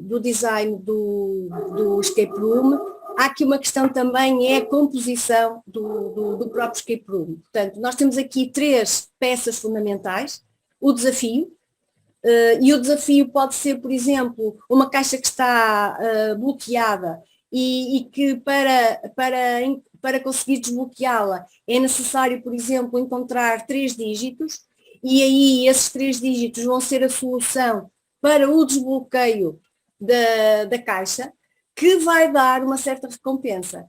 E de que forma é que nós podemos fazer isto? Nós podemos fazer isto, por exemplo, com uma imagem como esta. Há aqui uma montagem nesta imagem, como dá para ver. Portanto, nós temos aqui o Sol, temos aqui 2 luas e temos aqui 3 estrelas que realçam. Este pode ser, por exemplo, uma imagem que leva o aluno a fazer aqui uma contabilização destes elementos e experimentar com os dígitos 1, 2 e 3, por exemplo, abrir um cadeado e assim poder encontrar uma recompensa, ou então, em vez da recompensa, pode encontrar um desafio que está dentro dessa caixa fechada e que o vai levar a outro desafio. Estes aloquetes podem, claro, ser comprados, são materiais que o dispêndio financeiro não é muito elevado, mas se nós estivermos a pensar em querer construir e dizer assim, não, eu não quero mesmo ter qualquer despesa com a criação do escape room, o cadeado pode ser, por exemplo, num escape room digital, ele pode ser o URL que está e que pode ser lido, por exemplo, num código QR. Ou então, como vocês vão ver no escape room que vão participar, pode ser formado, por exemplo, pode ser criado no Google Formulários, associado à Drive de uma conta de Gmail. Portanto, há inúmeras formas de nós podermos criar estes cadeados que não são necessariamente o cadeado físico. E aqui estão 3 exemplos de experiências que nós já desenvolvemos. A Adelina há pouco falava que o meu escape room físico foi o meu primeiro escape room foi em 2019. Eu trabalhei a disciplina de matemática em que era eu a professora, com a colega de português, a colega professora bibliotecária, e envolvemos uma unidade de autismo que está integrada na nossa escola. E foram esses meninos que construíram a chave que simbolizava a recompensa final, portanto o desafio final que correspondia à libertação e o poder da fuga da sala em que eles se encontravam, e por isso nós chamamos-lhe o Math por Bib Room. Foi uma experiência muito, muito interessante.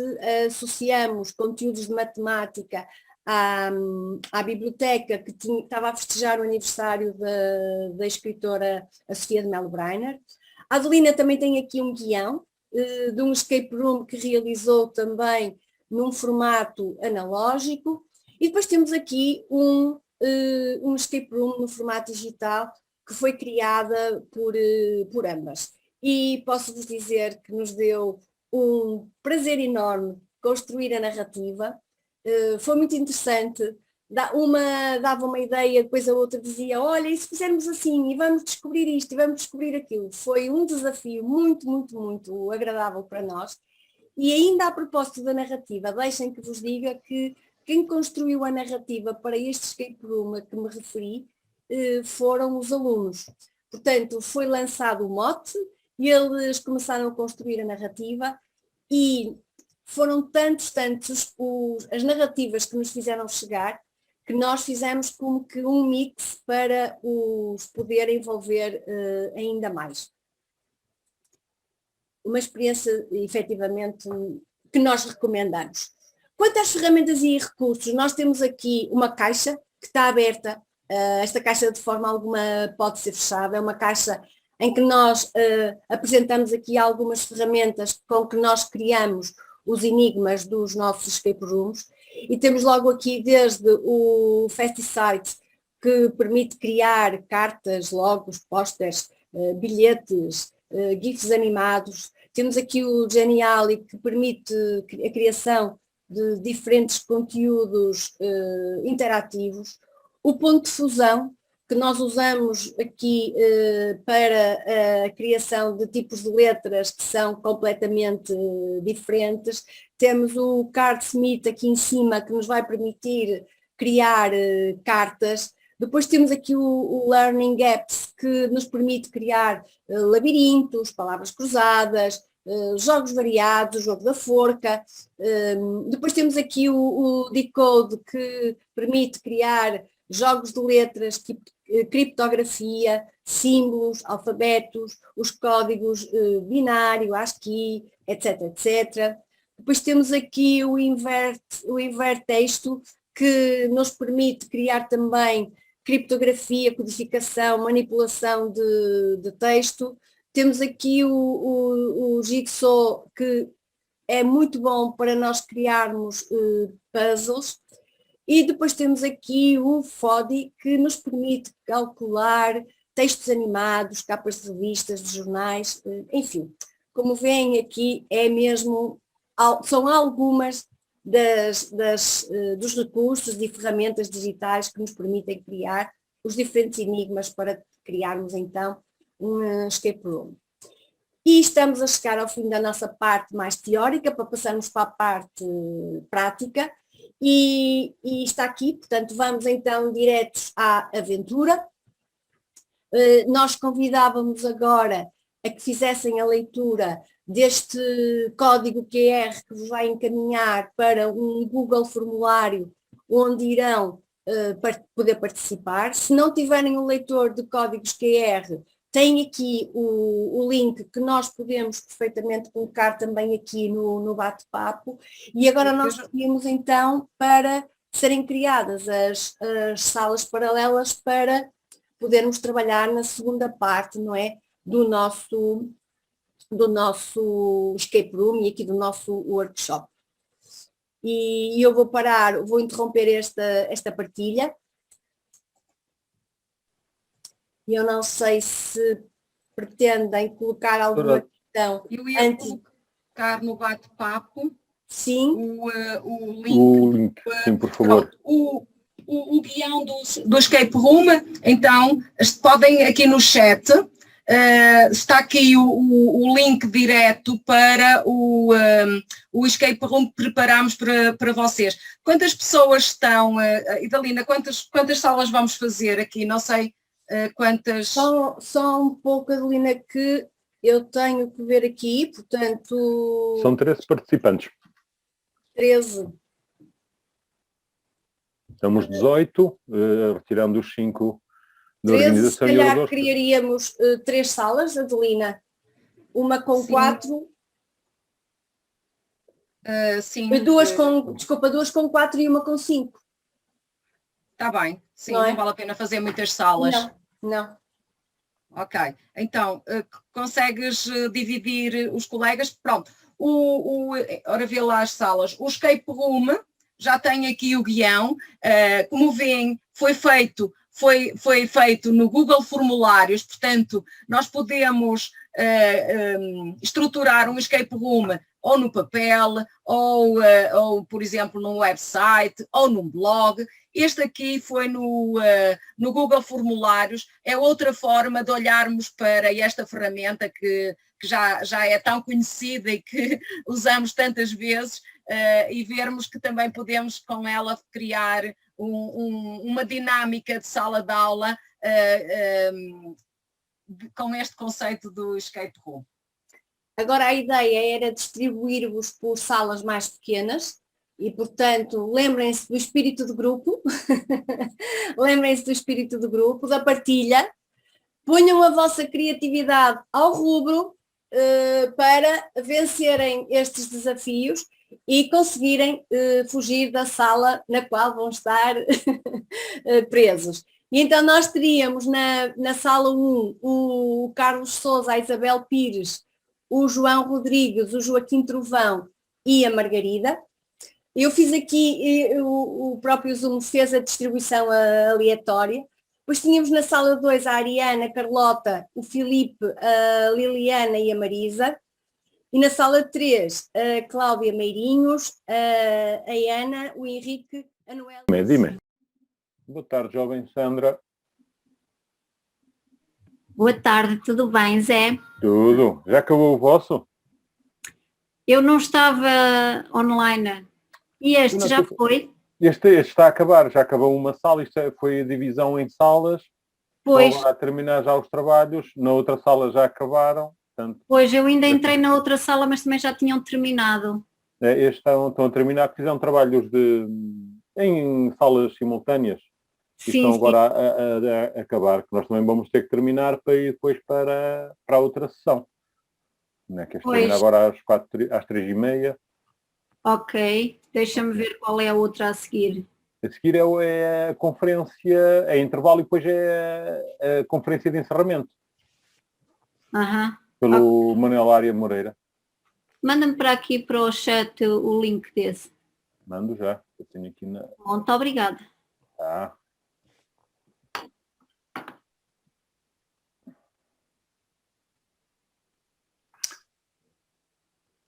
Ainda estás em Marte, Joaquim Trovão? Olá, ainda, não consegui. Era só Dida, né? Não conseguiste... Não, porque isto dá-me aqui uma luz e inspirou... E agora só no verão 2028 é cá outro... Sim, mas repara, isto tem aqui uma energia que nos inspira para a resolução. Tem que te aguentar aí agora até trabalhar à distância, realmente à distância. Também chegou agora a Marte, aterrou só ontem, caramba. Pois, ainda tem tempo, né, para fazer... A paisagem é bonita aí em Marte, Joaquim? É muita areia para a minha caminhonete, mas eu precisava de um bocadinho de água também, de mar. Para mim, preciso aqui de mar, que eu preciso muito de mar sempre. Mandamos já um bocadinho, pode demorar algum tempo a chegar. Sim, mas tratem disso rápido, que eu... Sim, mas o desafio foi muito interessante. Foi bom? Foi. Eu não pude ir porque estava aqui na sala principal, pronto, algum que saía de uma sala ou outra para ir encaminhando, mas já me disseram que foi bom. Olá, boa tarde, já cá estamos todos. Bem, já cá estamos todos. Estávamos a dizer aos colegas que estavam na sala 2 que eu e a Adelina usamos o Meet portanto, do Google. E isto de salas simultâneas no Zoom foi a nossa estreia, não é, Adelina? É verdade, é verdade. É sempre uma novidade, nós estamos sempre a aprender, não é? E hoje foi mais uma aprendizagem e correu tudo bem. Pronto, melhor assim. Pronto. Então toda a gente abriu o cadeado e agora, por favor, façam as malas que o bilhete já está pago.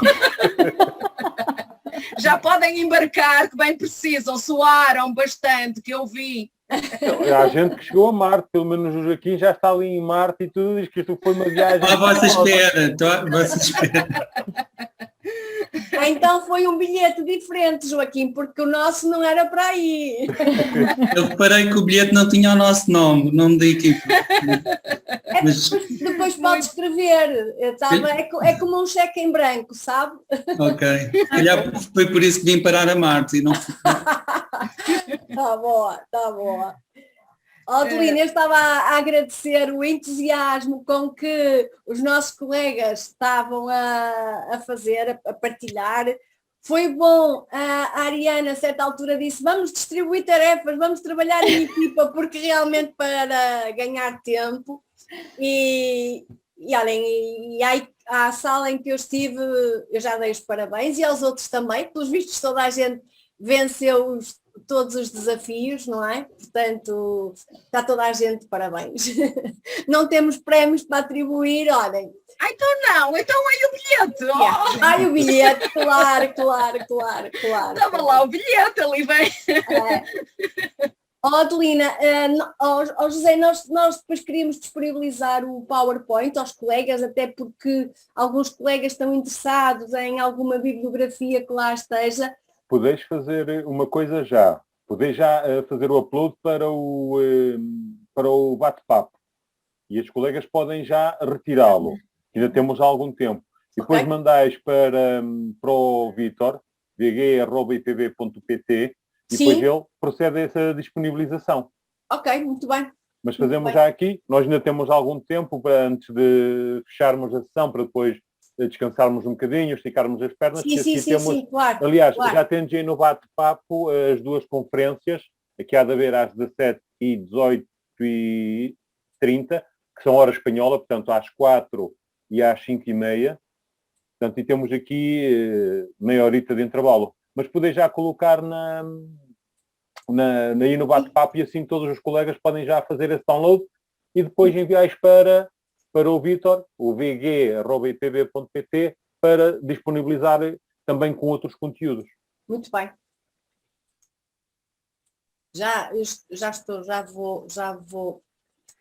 Se calhar, se algum colega quiser fazer assim um comentário acerca desta experiência do Escape Room, se calhar era a altura de ouvir os participantes. Nós fizemos aquela introdução inicial, criámos aqui este Escape Room, como viram, não se tratava de assuntos curriculares, mas, por exemplo, pode ser utilizado nas aulas de cidadania, algo parecido com isto, até porque havia a possibilidade dos alunos fazerem escolhas, não é?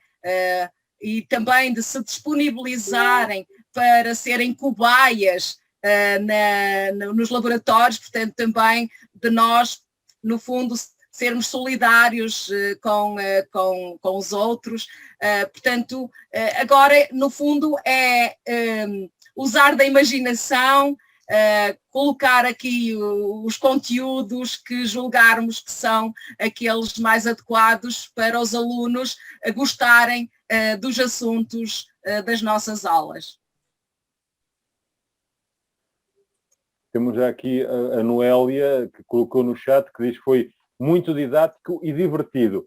Eu há um bocado, quando terminaste, portanto eu tinha que ficar aqui na sala principal, não pude ir para essas salas, mas quando regressaram os colegas da sala 3 disseram que, acima de tudo, se divertiram, que foi bom e que se divertiram. Portanto, parece-me ser, aplicando isto depois a alunos, que será o importante, é ser trabalhar de uma forma alegre, divertida e, ao mesmo tempo, darmos a matéria e os conteúdos e testarmos até as competências. Exatamente, a emoção, lá está.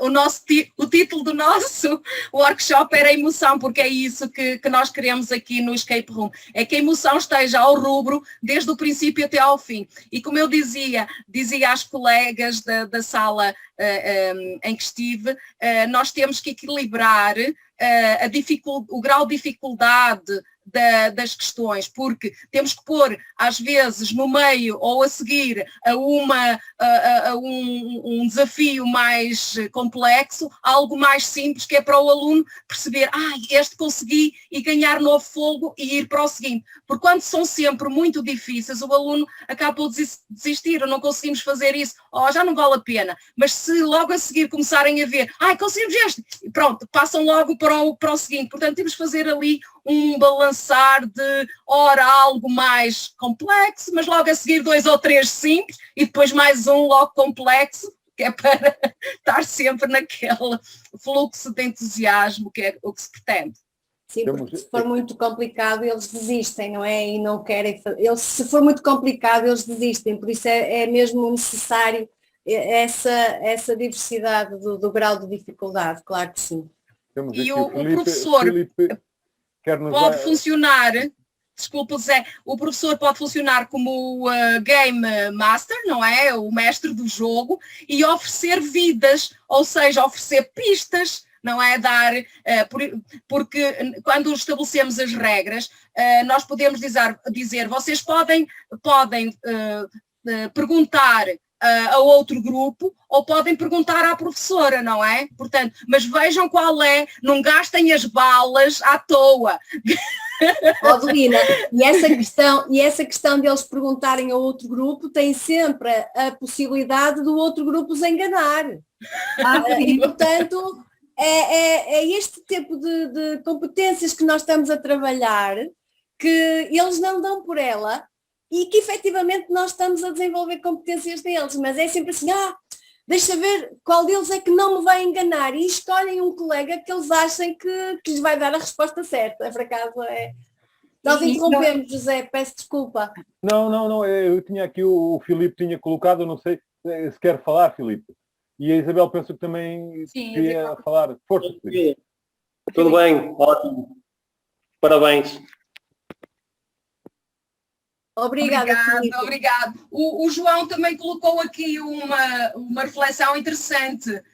Exato, e nós agora enquanto alunos, não é, também percebemos o potencial depois com os nossos alunos. Portanto, não há nada como nós professores vivermos esta experiência para depois a conseguirmos preparar melhor para os alunos. E de facto... Tem aqui uma questão também, colocou-vos uma questão: o tempo de resolução do desafio dos grupos foi o mesmo? Houve uma diferença entre eles? Isto é houve diferença. Em primeiro ficou a sala 3, depois ficou a Ariana, a Liliana, o Filipe e a Carlota, e depois ficou o grupo JC e M. Portanto... Ficaram todos em primeiro lugar. Ficaram todos em primeiro lugar. Exatamente. Ficaram todos em primeiro. O tempo, em princípio, o tempo de aula aqui era 1 hora, não é? Que é o que costuma ser nos escape rooms comerciais, em que se paga, não é? É um conceito comercial, mas nós podemos adaptar às nossas realidades e aos nossos contextos de sala de aula. E, efetivamente, eu não sei se estou a falar. Sim, já Isabel. estamos a ouvir. Sim, Isabel. Efetivamente, indo ao encontro do que tinha sido apontado pela Adelina relativamente ao perfil do aluno, esta estratégia, já nem consigo dizer nada, esta estratégia é de facto muito completa e vai mesmo ao encontro aqui dos vários descritores e, enfim, acho que eu já me estou a imaginar no fim de semana a preparar um escape room para os meus meninos. Eu sou professora de português, à semelhança daquilo da formação da Adelina, de português-francês, e já estou aqui cheia de ideias para as minhas aulas. Isabel, o meu tinha equações de primeiro grau, equações de nunca os vi resolver equações com tanto entusiasmo. Eu imagino. A sério, era fantástico. Não, eu acho que, de facto, os alunos... Eu nunca tinha tido... Portanto, eu já tinha ouvido algumas experiências de alguns colegas, inclusivamente um colega que tem trabalhado muito nesta área Escape Room, e acho que a Adelina conhece, que é o Ulisses Mota, não sei. Sim, ele foi meu formando. E ele começou a incentivar-me, não, tu tens que... Ai, também a Isabela é já... Tens que fazer, e tal. De facto, ainda não tinha tido, digamos assim, a oportunidade de participar em nenhum workshop ou nenhuma formação nesta área, e confesso que efetivamente ele tinha toda a razão. Acho que isto é emocionante para quem faz, para quem produz, não é? E para quem certamente vai depois aceitar o desafio, não é? Os nossos alunos. Isabel, e se conseguir trabalhar com uma colega, sim, ainda mais interessante é. A Carlota é de Química, não é? Carlota, acho que há pouco também é muito giro. Eu tenho que defender as ciências, porque, Carlota, não sei se já viu que as mulheres das letras estão aqui a ganhar terreno, portanto eu tenho que defender as ciências. E é giríssimo, porque normalmente eles dizem, olha, não há aqui nada de... O João está a dizer que... Eu não tinha ouvido falar. Que no Brasil. Obrigada, João, obrigada.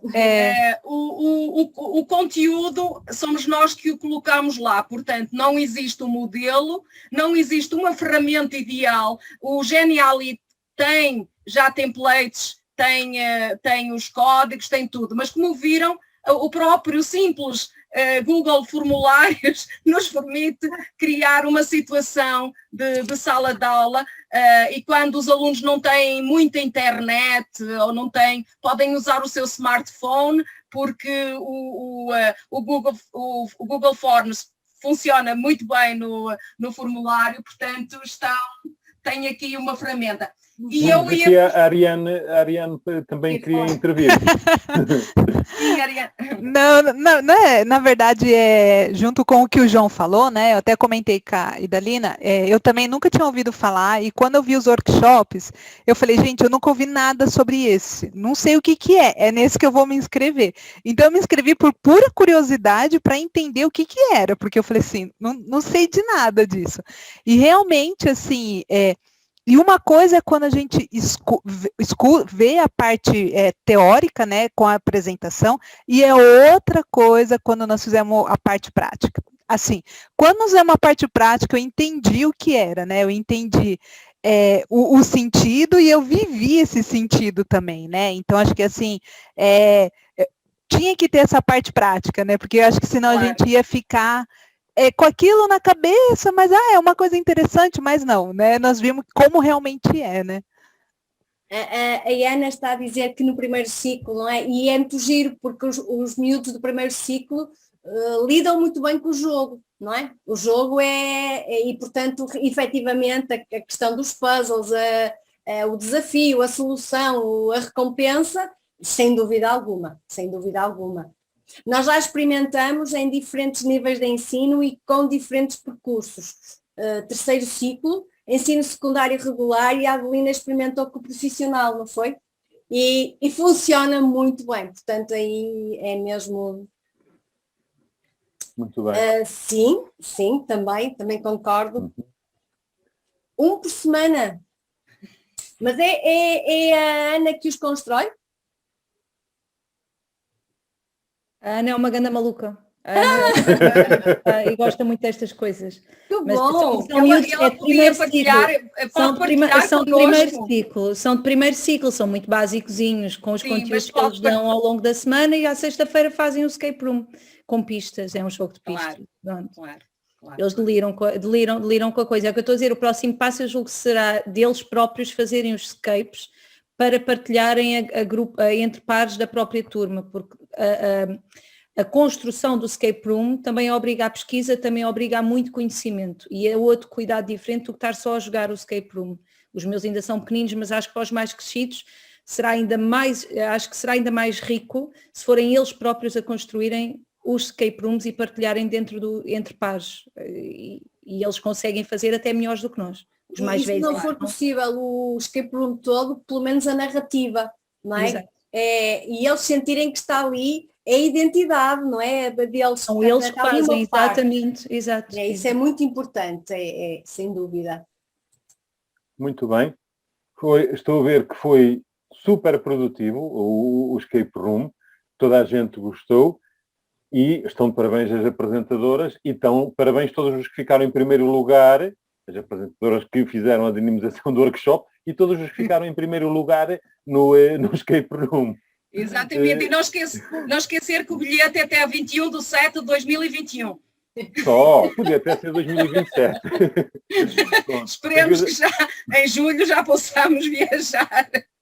Pronto. Agradecer-vos a todos a vossa presença, o trabalho que foi feito e desenvolvido, que se vê pelas reações que foi muito bem aceito e foi espetacular, e convidava-vos agora a fazer um pequeno intervalo e depois a participarmos nas próximas conferências. Tá bom? Muito obrigada a todos. Muito obrigada a todos. Obrigada, muito gosto. Até à próxima. Até à próxima, então. Vou sair, com licença. Obrigada. Continuação. Parabéns pelo excelente... Obrigada, e obrigada pela vossa moderação, que tornou isto muito mais fácil. Obrigado a vós. Não é? Foi um prazer. Até uma próxima. Até já, obrigado. Deus.